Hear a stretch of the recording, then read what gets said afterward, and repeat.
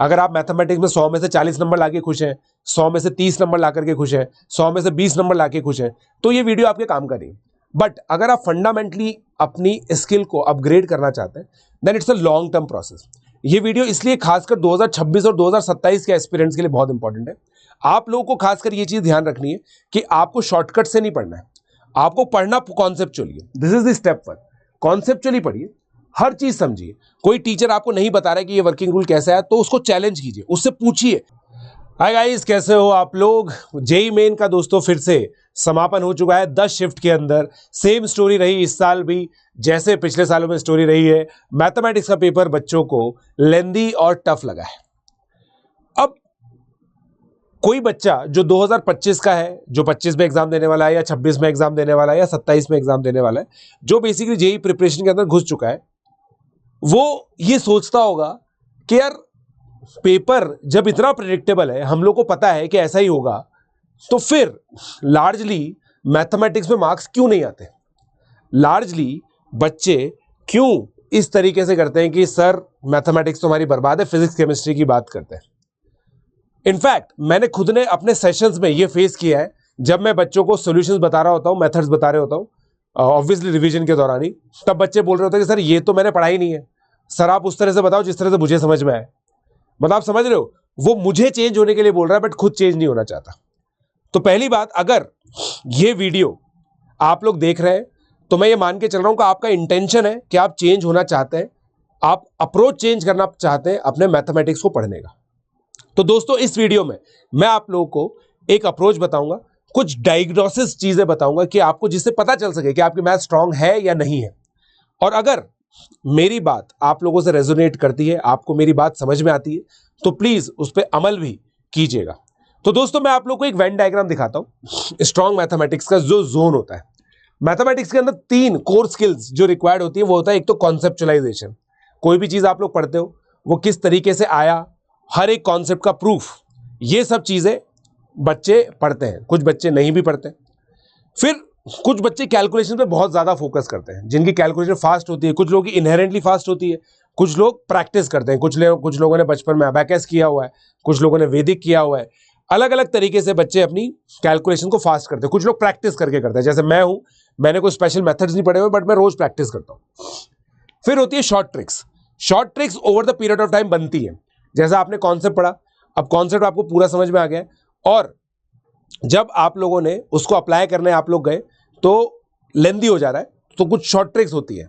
अगर वो short tricks आपको आती है तो आप लोग बहुत अच्छे से उसको कर पाओगे।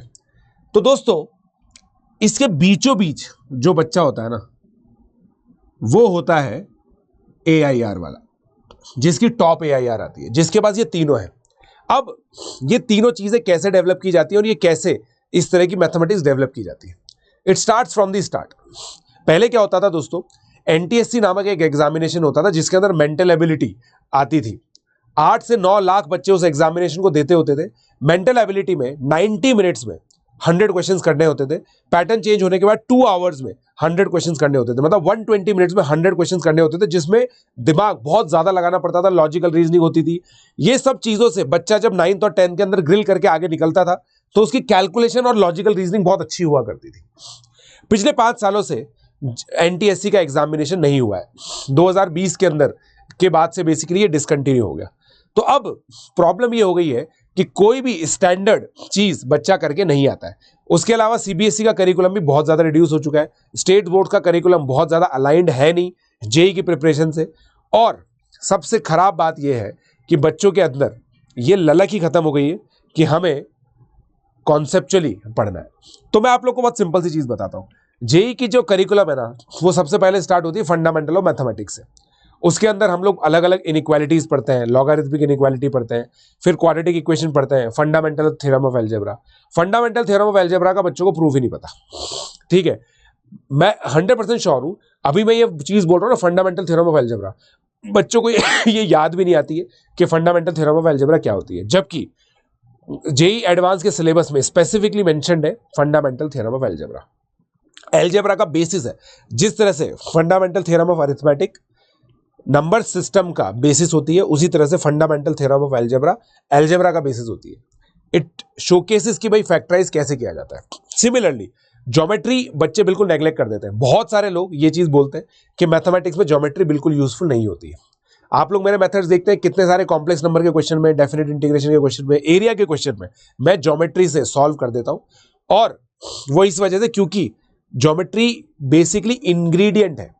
9th और 10th क्लास का सिलेबस स्पेसिफिकली जेईई एडवांस के सिलेबस में मेंशन नहीं है, बट ये ऑब्वियस है कि फर्स्ट से लेकर 10th क्लास की जो भी चीजें हैं वो सब की सब आपके सिलेबस का पार्ट है। उसको अलग से लिखने की जरूरत नहीं है, वो प्री रिक्विजिट है। मैथमेटिक्स एक ऐसा सब्जेक्ट है जो बिल्डिंग ब्लॉक्स की तरह बनता है, ठीक है। नंबर सिस्टम, अलजेब्रा, ज्योमेट्री, ये सब चीजें इंटीग्रल पार्ट होती है। और इसी वजह से जो लोग कॉन्सेप्चुअली नहीं पढ़ते, जो बच्चे शॉर्ट ट्रिक से पढ़ते हैं, जो बच्चे वर्किंग रूल मेथड से पढ़ते हैं कि सर इसका वर्किंग रूल बता दो, इसका वर्किंग रूल बता दो, सर केवल इतना पढ़ लें क्या, ये बच्चे हमेशा वल्नरेबल होते हैं लेंथी क्वेश्चंस के, हमेशा वल्नरेबल होते हैं। कॉन्सेप्ट में कुछ भी ट्वीक कर देंगे ना, कुछ भी नई चीज आ जाएगी तो ये बच्चे अच्छा परफॉर्म नहीं कर पाते। तो अगर आप 2026 या 2027 के एस्पिरेंट्स हैं, अगर आप लोग को लगता है कि यार आप लोग ये मतलब पैटर्न प्रूफ होना चाहते हैं, पैटर्न प्रूफ क्या बोलता हूं मैं, ऐसा बच्चा जिसको कोई फर्क नहीं पड़ता पैटर्न क्या होगा, जिसको जो अगर ऑप्शनल क्वेश्चन थे तो भी खुश था, 75 क्वेश्चन हो गए तो भी खुश है। आज हम इतना ज्यादा रो रहे हैं इस चीज पर, इतना ज्यादा दुख मना रहे हैं इस चीज पर कि सर मैथ्स का पेपर लेंथी आया, मैथ्स का पेपर टफ आया। मैंने जितने भी वीडियोस किए उसके अंदर कमेंट सेक्शन में यही लिखा रहा है कि सर मैथ्स अनडूएबल है, मैथ्स अनडूएबल है। फिर भी मैं आपको बता रहा हूं दोस्तों, ऑलमोस्ट हर एक शिफ्ट में मैथमेटिक्स में 100 आउट ऑफ 100 मार्क्स आएंगे। फिर भी ऐसा होगा कि 295 पर भी शायद किसी बच्चे की 100 परसेंटाइल ना बने। आप सोच के देखो, क्योंकि एक हर शिफ्ट में एक बच्चा क्या 10 बच्चे तो कम से कम ऐसे होंगे जो इस वेन डायग्राम के इस जोन में है, जिन्होंने पढ़ते वक्त हर एक चीज प्रूव की है, हर एक चीज का उनको वर्किंग रूल पता है, और उसके बाद हर एक चीज समझने के बाद उन्होंने शॉर्ट ट्रिक्स डेवलप किए जिससे क्वेश्चन जो है वो फास्ट हो जाए।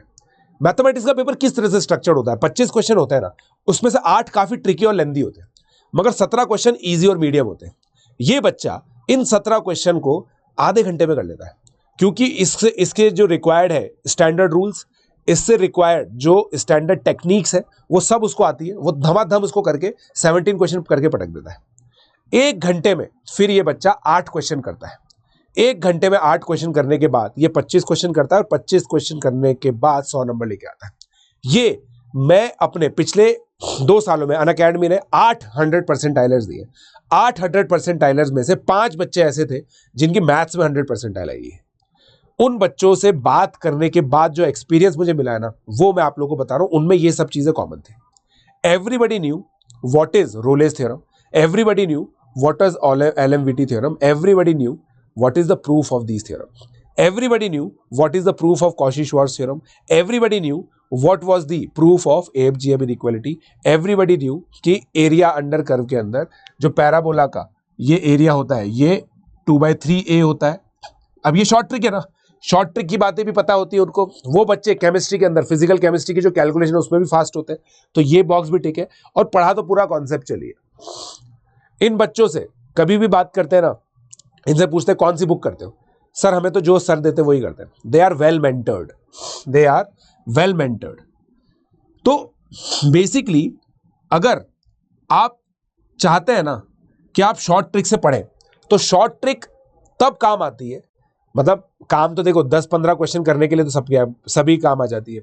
अगर आप मैथमेटिक्स में 100 में से 40 नंबर लाके खुश हैं, 100 में से 30 नंबर ला करके खुश हैं, 100 में से 20 नंबर लाके खुश हैं, तो ये वीडियो आपके काम का नहीं। बट अगर आप फंडामेंटली अपनी स्किल को अपग्रेड करना चाहते हैं, then it's a long term process. ये वीडियो इसलिए खासकर 2026 और 2027 के एस्पिरेंट्स के लिए बहुत इंपॉर्टेंट है। आप लोगों को खासकर ये चीज ध्यान रखनी है कि आपको शॉर्टकट से नहीं पढ़ना है, आपको पढ़ना conceptually. This is the step 1, conceptually पढ़िए, हर चीज समझिए। कोई टीचर आपको नहीं बता रहा है कि ये वर्किंग रूल कैसे आया, तो उसको चैलेंज कीजिए, उससे पूछिए कि ये कैसे आया, प्लीज मुझे बताओ। तुम्हें उसके बाद प्रूफ समझ में नहीं आया, वो तुम्हारी प्रॉब्लम है। 2-3 बार में क्या पता समझ में आ जाए। 10 चीजें तुम कॉन्सेप्चुअली पढ़ोगे तो क्या पता 11वीं चीज तुम्हें ऑटोमेटिकली समझ में आ जाए। It happens, but it is a gradual process. पहली बार में जब आप चेंज करोगे ना अपने आप को, तो आप लोगों को बहुत ज्यादा दिक्कत हो सकती है। आपको ऐसा लगेगा कि यार ये तो मुझे कुछ समझ ही नहीं आ रहा है, और ये आपके पुराने पाप है। जब पाप सालों दर सालों एक्यूमुलेट हुए तो उनको धोना भी, मतलब पाप धुलने में भी टाइम लगेगा। ठीक है, हर दिन आपको फास्ट कैलकुलेशन करनी होती है, इसको आप बिल्कुल भी नेग्लेक्ट मत कीजिए। आंसर्स को एंड तक निकालिए, जो भी आप लोग होमवर्क करते हैं उसमें जो आंसर आप निकालें वो बिल्कुल एंड तक निकालें, फाइनल आंसर निकाल करके बॉक्स बनाएं। जितनी भी कैलकुलेशन है, आज हम लोग, आप मुझे देखते हो, क्वाड्रेटिक इक्वेशन बहुत फास्ट सॉल्व होती है, पॉलिनोमियल्स को देखकर ही फैक्टराइज कर देते हैं। बहुत सारी चीजें ऑब्जर्वेशन बेस्ड होती है। ये ऑब्जर्वेशन तभी डेवलप होती है जब आपका बहुत अमेजिंग एक्सपीरियंस हो वैरायटी ऑफ प्रॉब्लम्स का। वैरायटी ऑफ प्रॉब्लम्स करना बहुत ज्यादा जरूरी होता है मैथमेटिक्स के अंदर दोस्तों। क्लासरूम से ज्यादा समय आउटसाइड आप लोगों को बिताना है। आउटसाइड मतलब सेल्फ स्टडी के अंदर। सेल्फ स्टडी में काफी सारे वैरायटी ऑफ प्रॉब्लम्स कीजिए, वैरायटी ऑफ प्रॉब्लम्स को पूरा एंड तक कीजिए। ऐसा मत सोचिए कि आप लोगों ने अगर कोई क्वेश्चन निकाला है, उसका कॉन्सेप्ट आपको समझ में आ गया है, तो आपने उसको छोड़ दिया कि भाई अब तो आगे हो ही जाएगा। हमेशा आंसर एंड तक निकालिए। आपकी मसल मेमोरी बनना जरूरी है। मसल मेमोरी बनना जरूरी का मतलब क्या होता है, देखो यही भी मैं 16x17 देखता हूँ ना, अपने आप में पता है कैलकुलेट नहीं करता, 272 लिखने में आ जाता है। ये मेरी मसल मेमोरी है, ये मेरी मसल मेमोरी है। मतलब मैं कैलकुलेट नहीं कर रहा हूं, मुझे एकदम से 272 अपीयर हो गया दिमाग में। ये जितने भी फास्ट कैलकुलेशन करने वाले लोग होते हैं उनके दिमाग में ये नंबर अपीयर हो जाता है। ये फिर साइंस नहीं रहती, it becomes an art. Art एक ऐसी चीज है जिसको एक्सप्लेन नहीं किया जा सकता, मतलब उसके स्टेप्स नहीं लिखे जा सकते कि आप ये चीज करोगे तो आप में आर्ट डेवलप हो जाएगी। आर्ट अपने आप ग्रेजुअली डेवलप होती है व्हेन यू ग्रिल योरसेल्फ। तो अगर आप अपने आप को ग्रिल करना चाहते हैं, ग्रिल कर सकते हैं, तो दोस्तों it can be a very good thing. And यही चीज है दोस्तों। और मैं आप लोगों को एंड में एक चीज बताना चाहूंगा दोस्तों। देखिए जीवन में दो तरह के लोग होते हैं, एक जो चैट जीपीटी यूज करते हैं, इफ लोग चैट जीपीटी यूज करोगे इसी, एक वो लोग होते हैं जो चैट जीपीटी बनाते हैं। ठीक है, चैट जीपीटी बनाने वाले लोग फंडामेंटल प्रॉब्लम सॉल्वर है। फंडामेंटल प्रॉब्लम सॉल्वर है, उन्होंने आवर्स एंड आवर्स पुट किए हैं, तब जाके इस तरह की चीज बनी है। जीवन में शॉर्टकट की तरफ जाना ये एक लाइफ स्किल है। ये मतलब एक तरह से लाइफ स्किल क्या बोलता हूं मैं, मतलब मैं ये बोलना चाहता हूं कि ये एक हैबिट है। अगर ये हैबिट आपने आज नहीं सुधारी ना, तो आप मान के चलिए आप हमेशा बॉटम ऑफ द एशलॉन में रहेंगे। आप उन लोगों में से रहेंगे जिनकी 40-50 हजार की नौकरी लगती है। मतलब आप इंजीनियर बनेंगे, मास हायरिंग्स होती है, 25-25 हजार में 10-10 हजार लोग ले लिए किसी कंपनी ने, उस तरह के लोग बनेंगे आप, क्योंकि ये सारे लोग वो हैं जो शॉर्टकट्स के अंदर विश्वास रखते हैं। ठीक है, तो आप ये चीज सोचिए दोस्तों, आपको एक एवरेज इंजीनियर बनना है, अबव एवरेज इंजीनियर बनना है, या एक एक्सीलेंट इंजीनियर बनना है। एक्सीलेंट इंजीनियर वो होता है दोस्तों जो इंजीनियरिंग करना जानता है, जो प्रॉब्लम सॉल्वर होता है, जिसके कॉन्सेप्ट सुपर स्ट्रांग होते हैं, जिसकी कैलकुलेशन सुपर फास्ट होती है, और वो एक रास्ते से कॉन्सेप्चुअली अच्छे से पढ़ करके खुद की शॉर्ट ट्रिक्स निकालता है और वेल मेंटर्ड होता है। ये चीज अगर आपने फंडामेंटली कर ली दोस्तों, तो शायद हो सकता है आपको इसका आज फायदा ना मिले, मगर जीवन में फायदा जरूर मिलेगा। जीवन में दोस्तों हमेशा वो बनो जो चैट जीपीटी बना रहे हैं। कोशिश तो कम से कम यही करो। कोशिश करने के बाद अगर आप लोगों को लक्ष्य नहीं मिला तो दैट इज ओके, बट कोशिश ना करना सबसे बड़ा क्राइम है। लगातार शॉर्ट ट्रिक से आप एक एवरेज लाइफ जिएंगे या एक बिलो एवरेज लाइफ जिएंगे। बिलीव मी, बहुत सारे लोग हैं उसमें खुश हैं। अगर आप खुश हो कि आप 30 साल के हो, आपका 12 लाख का पैकेज है, आपकी फैमिली है, आप लोग अपने एंड्स मीट कर रहे हो, सफिशिएंट अच्छी जगह खाना खा रहे हो, आप इन सब चीजों में खुश है, ये हो जाता है, शॉर्ट ट्रिक से भी हो जाता है।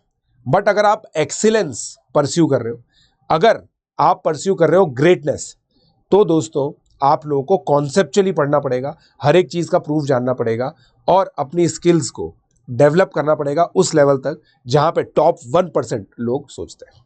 ठीक है, सो दोस्तों अगर आप लोग को मेरे सजेशन अच्छे लगे तो प्लीज इस वीडियो को मैक्सिमम जगह शेयर कीजिएगा। Let's crack it.